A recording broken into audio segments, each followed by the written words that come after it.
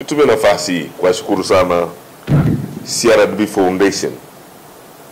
CRDB Foundation kwa kuandaa mafunzo ya muhimu ya kuwajengea uwezo vikundi kuhusiana na masuala muhimu ya uendeshaji na usimamizi wa miradi pamoja na mikopo.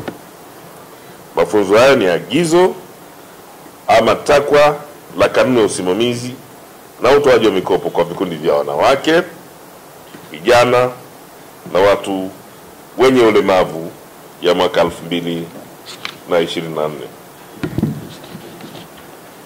Ndugu washiriki, lengo la kutolewa kwa mafunzo haya ni kutatua changamoto zilizojitokeza mpaka ikapelekea mikopo hii kusimamishwa, ambazo changamoto hizo ni pamoja na ukosefu wa elimu ya uendeshaji wa miradi, ukosefu wa usimamizi wa fedha, uwekaji wa akiba, utatuzi wa migogoro na kadhalika.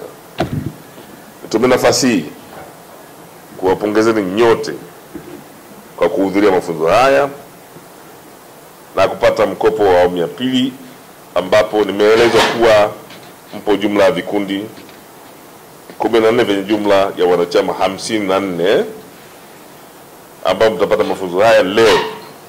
Mtapata mafunzo haya. Nitumie nafasi hii kuasa kwamba umoe wasikivu muda wote, na pale mahala ambapo hujaelewa ni vizuri ukauliza ili ufanye nini?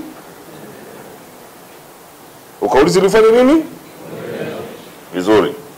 Naamini mafunzo haya yataenda kuboresha shughuli zenu za kiuchumi mnazofanya kila siku, na pia mtapata maarifa mbalimbali ya namna gani mtaweza kutatua changamoto za uendeshaji wa miradi ya kikundi. Ndugu washiriki, hotuba yangu ni fupi sana. Nitumie nafasi hii kabla ya kuhitimisha hotuba yangu, tumie nafasi hii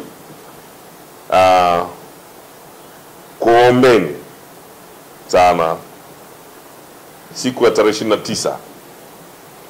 Siku ya tarehe 29 mwezi huu wa 10 ni siku muhimu sana kwa taifa letu. Ni siku ambayo sote tutakwenda kushuhudia taifa hili nafanya uchaguzi mkuu wa Mheshimiwa Rais wa Jamhuri ya Muungano wa Tanzania, waheshimiwa wabunge na madiwani.